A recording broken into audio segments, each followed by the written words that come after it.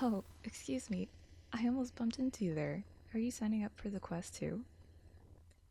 Yeah, it looks like a good one to me. Some people find fetch quests boring, but not me. How could helping people ever be boring?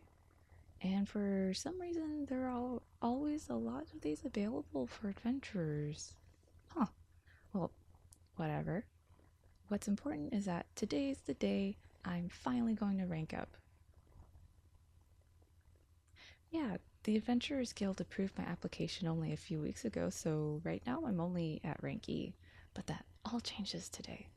If I can collect those 15 star embers, 30 water berries, and 162 golden weregrackle feathers before sunset, I'll have at last earned enough points to I'll have at last earned enough points with the guild to reach D rank. And from there, it's just a short hop, skip, and a jump until I'm at S rank. Huh? No, I don't really know how long it'll actually take. The guys at the guild hall weren't really clear on that. Oh well, I'm sure it'll all work out. After all, the first rule of the guild is an adventurer is always ready for anything. And I am an adventurer through and through. Oh yeah, I keep my copy of the Guide to Awesome Adventuring right here at my side. I carry it with me on all my travels. In fact, I even made a special carrying sling for it out of my silk. Check it out. Pretty cool, right? Oh, no, no, it's safe to touch. You won't get stuck to it or anything. I made sure to squeeze all the sticky stuff off the strands. Yeah, it's actually really time consuming to make stuff out of drider silk. It's really fragile at first, and a lot of us produce strands coated in the sticky stuff. My sister works as a weaver though, and she showed me how to work with it. Nah, it's not like an instinct or anything like that. Most driders don't make anything fancier than webbing out their silk, and it's not like you stick to your own webs or anything like that. So it's not really a skill most of us learn. Actually, a lot of driders aren't that great at weaving webs either. So a lot of those larger webs are the work of hired web weavers like my sister. Though I guess it's not too different from how other species hire carpenters and masons. But there's still a certain stigma attached to not being able to wrap your beloved up in a web of your own making. Oh, sorry, I'm rambling, aren't I? You're probably just waiting for me to get out of the way so you can reach the sign up sheet. Yeah, I guess you're right. The monster hunting ones do offer better rewards, and I would rank up faster if I did them instead, but I I don't know how though. I mean, I'm not really cut out to be a fighter. I wouldn't hurt a fly. Yeah, I'm aware of the irony and that driders like me have a certain reputation. No, no, no, no, no, no. It's fine. I know you didn't mean anything by that. It's just the reason I left the calcite queendom and decided to live up here on the surface was so that I wouldn't have to hurt anyone. I'm I mean, yeah.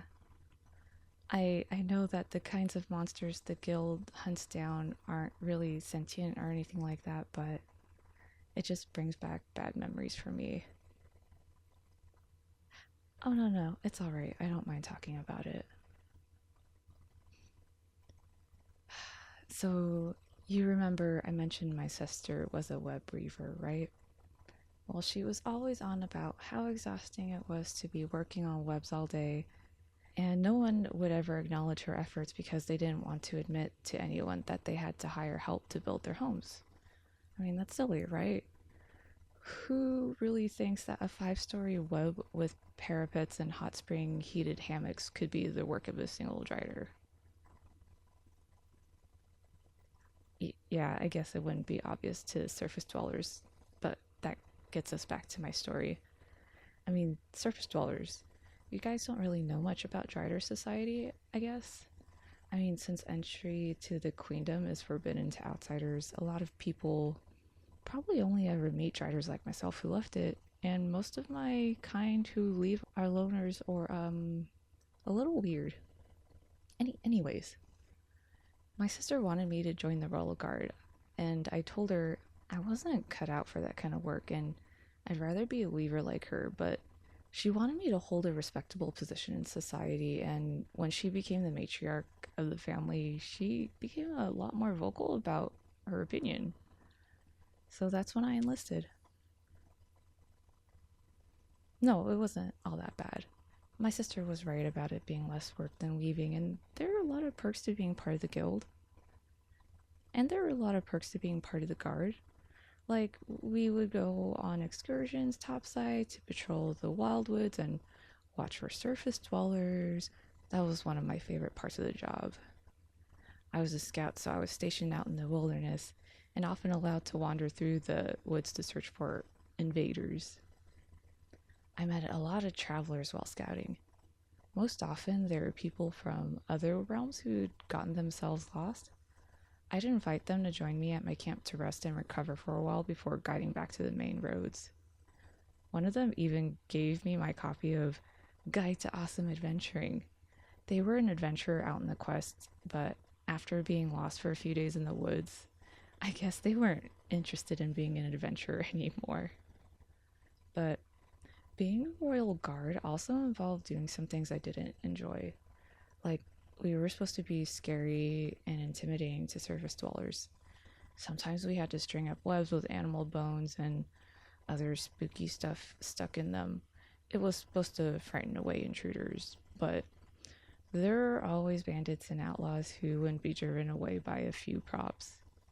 I don't really like scaring people. And that's why I'm an adventurer now. Yeah, my sister was disappointed when I quit. She also didn't understand what an adventurer was, and she was worried that I was leaving to become a mercenary.